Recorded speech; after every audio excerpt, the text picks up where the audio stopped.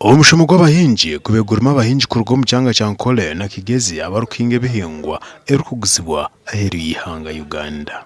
Bweno mushomo ogwatebekanitse baba hot fresh gwija kwa dressinga ezo issues challenges abahingi zibine hanesiri kureba ngu ba umutindo gw'ebihingwa byabo watikana nabari aba Europe bakugitwara because shendi two mu Uganda tito tukugirya eshende ejo neguru ababantu bo kugirya munongo ito tukubasa kugirya yo niba some farmers make mistakes.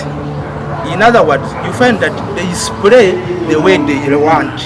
However, some of them they do know, but they fear the procedure and the right procedure to use.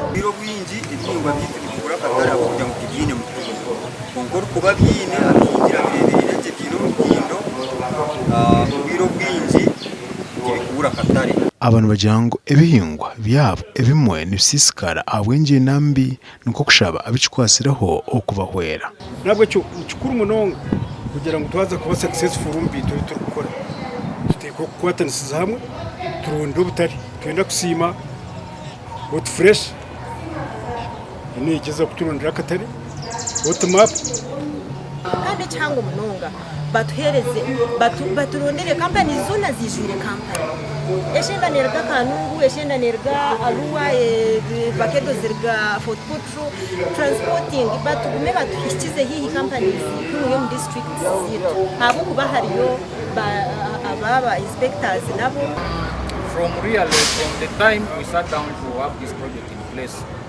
There are so many cases which were reported to the Ministry of Agriculture.